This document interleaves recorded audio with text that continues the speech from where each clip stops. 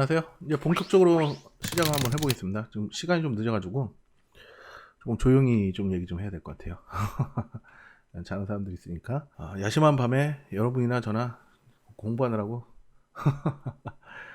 저와 같이 공부하시느라 고생이 많습니다.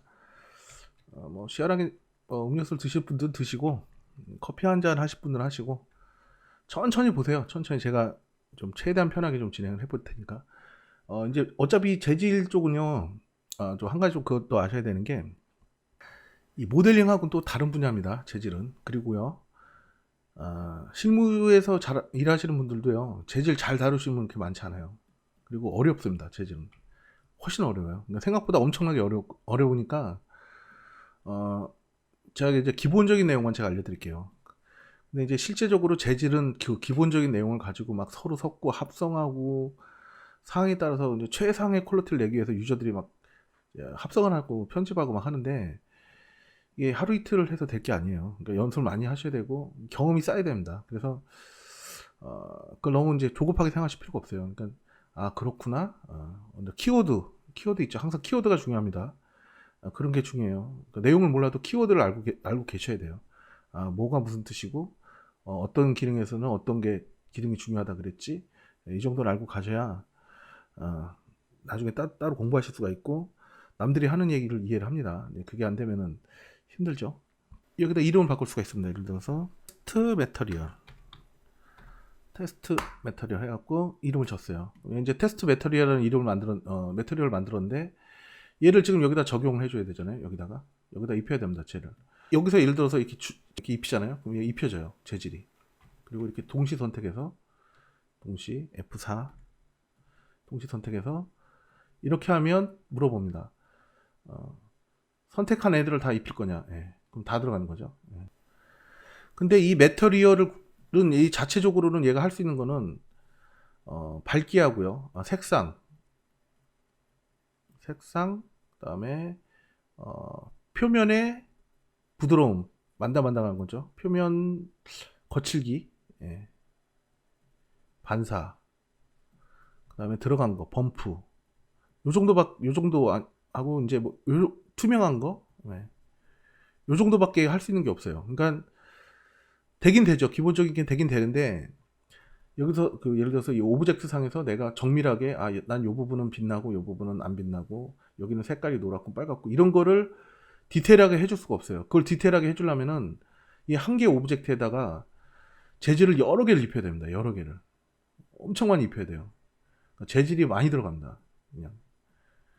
그래서 그 재질을 여러 개 입히려면 메터리얼 아이디를 입력을 해줘야 됩니다. 메터리얼 아이디. 메터리얼 아이디라는 거는 말 그대로 여기는 메터리얼 재질이 1번 재질이 들어가고 여기는 2번 재질이 들어가고 여기는 3번 재질이 들어가고 여기는 4번 재질이 들어간다.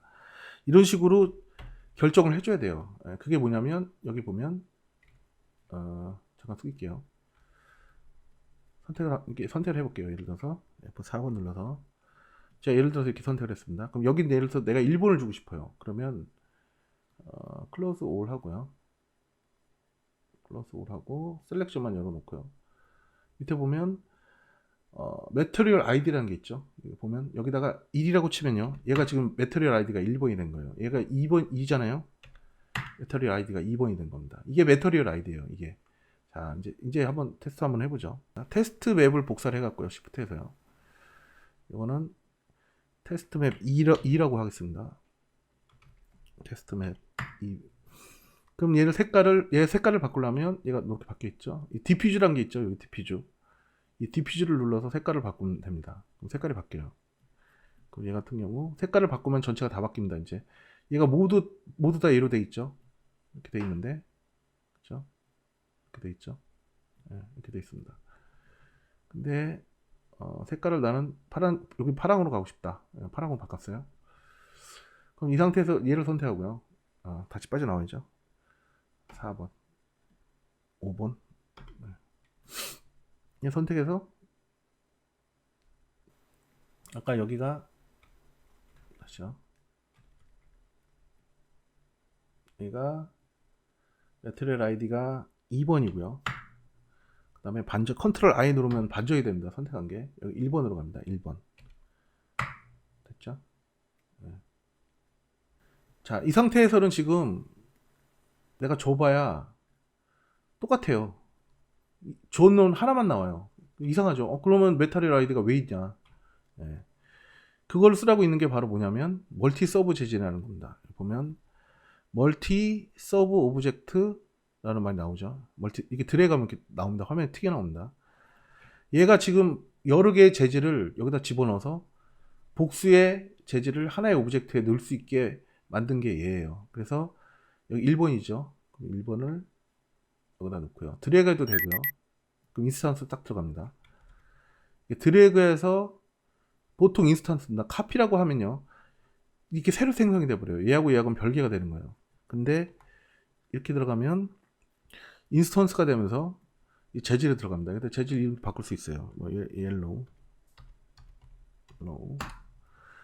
그 얘를 또 이렇게 갖다 놓습니다. 이렇게 해도 되고 아니면 이렇게 가서 얘를 드래그해서 여기다 갖다 이렇게 집어넣어도 돼요. 그럼 얘는 그린이죠. 그래 놓고 얘를 여기다 줍니다. 얘를 딱 이렇게 되죠. 이론적으로는 여기 셋 넘버를 해가지고요. 숫자를 막 바꿀 수가 있어요. 20개 하면요. 오케이 딱 하면 20개 돼요. 20개. 무지하게 많아지죠. 아니면 셋 넘버를 해가지고 5개만 하겠다. 그럼 5개가 되죠. 고칠 수가 있습니다. 그리고 지금 화면에 이렇게 막 겹치고 난리가 났잖아요. 그러니까 이럴 때 쓰라고 있는 게 이렇게 선택해갖고요. 하이드 유즈드, 그죠? 저거 아까 제가 가르쳐 드릴 거 이거요. unused 사용되지 않는 노드 슬롯을 다 숨겨라 해놓고 이렇게 정리를 합니다. 그러면은 사용 안 되는 애들이 이렇게 딱 나오죠. 그래서 선택해서 다 지워버리는 거죠. 그리고 이 상태에서 다시 전체 선택해서 Z 누르면 코앞에 옵니다. 그리고 다시 선택해서요. 이렇게 하면 다시 열리죠. 얘도 마찬가지. 이 두 개 선택해서 마우스 오른부터 놓고 이거 누르면 이렇게 열립니다. 그래 놓고 다시 이렇게 하면 싹 정리가 되죠. 이게 이런 식으로 정리하시면서 쓰는 겁니다. 그러니까 그래서 제가 좀 기본적인 운영 방법에 대해서 좀 알려드리는 거예요. 앞으로 징그럽게 봐야 돼요. 이거는 징글맞게 마르고 닳도록 쳐다봐야 되고 사용해야 되니까 이게 기본적인 개념입니다. 색깔을 여러 개 집어넣으려면 이런 식으로 적용을 해야 됩니다. 그 수밖에 없어요. 그리고 예를 들어서 심지어는 이거 더블 클릭하면요. 색깔을 예를 들어서 이거 쉬프트해서요. 여러 개 만들었어요. 예를 들어서 얘를 더블 클릭해서 반드시 점선이 들어오는 걸 보고 고쳐야 됩니다. 예전에 한번 말씀드렸죠. 이거 선택하고 이거 선택했다고 지금 여기가 선택이 되어 있는데 이걸 고치잖아요. 그럼 얘를 고치는 게 아니라 얘를 고치는 거죠. 엉뚱한 걸 고치는 거예요. 그러니까 이게 조금 처음에 좀 적응이 좀 안 되거든요. 그러니까 무조건 점선이 딱 들어와 있는 거 보고 확인해서 들어가야 됩니다. 얘를 뭐 빨간색 여기다 갖다 다 이렇게 연결해 줍니다. 그럼 쟤는 3번, 4번이죠. 그럼 얘를 더블 클릭하면 1, 2, 3, 4번, 3, 4번대로 순서가 바뀌었죠. 그리고 색상은 이걸 안 쓰겠다 싶으면 체크 해제하면 얘는 안 써집니다. 안 써지면은 이게 다 까맣게 되고요. 이 색상은 더블 클릭해서 색상을 바꾸면 얘가 같이 바뀝니다. 아셨죠? 이렇게 여기서 이렇게 들어가서 더블 클릭해서 들어가서 이렇게 안 바꿔도 이 상태에서 이 색상만 바꿀 수가 있어요. 이거를 이 기능이 왜 있냐면 매터리얼 아이디를 막 여러 개가 줘야 될 때가 있거든요. 예를 들어서 이렇게 선택하고요.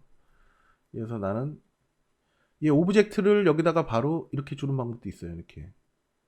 그럼 얘가 녹색이 되죠. 근데 그게 아니고 이 전체를 선택합니다. 전체를 선택하고요. 이렇게 딱 줍니다. 그럼 전부 다 얘가 들어가죠. 근데 지금 보세요. 난 얘는 녹색이고 얘는 파란색으로 갈 거야. 그럼 얘 몇 번 줘야 될까요? 매터리얼 아이디를 4번이죠. 4번 파란으로 바뀌죠. 그럼 얘는 다시 5번 누르고 빠져나오고요. 얘도 다시 5번 눌러서 체크하고요. 그럼 얘는 나는 저걸 갈 거야. 분홍으로 갈 거야. 3번 딱 치면은 이렇게 됩니다. 그죠? 다시 5번 누르면 빠져나오고요. 그리고 한 가지 오브젝트에 여러 개의 색깔을 줄 때는 이런 식으로 이렇게 해서 뭐 이렇게 선택해서 예를 들어서 밑에 내려갑니다. 여기는 2번이고요. 아니면 4번, 3번 여기는 이렇게 선택해서 1번을 줬다. 3번을 줬다. 4번 줬다. 4번 누르면 나오죠. 빠져나오죠. 이런 식으로 줘 있는데 예를 들어서 상황에 따라서는 나는 4번 부분을 선택해야 되겠다. 이럴 때는 얘 선택하고요. 4번을 딱 누른다. 그러면 얘 4번 봄이 선택이네요. 이렇게 2번, 1번. 예, 아셨죠? 왜냐면 얘 선택을 해서 얘 또 무슨 작업을 해야 될 경우가 굉장히 많거든요. 그거는 알아놓으시고요. 이제 가급적이면은 매터리얼 이름을 지어주는 게 좋아요. 이것도 마찬가지입니다. 오브젝트랑 지어주는 게 오류가 안 납니다. 예를 들어서 여러 가지 오브젝트를 만들어 놓고 막 불러오잖아요. 그럼 매터리얼 이름을 보통 유저들이 잘 안 줘요.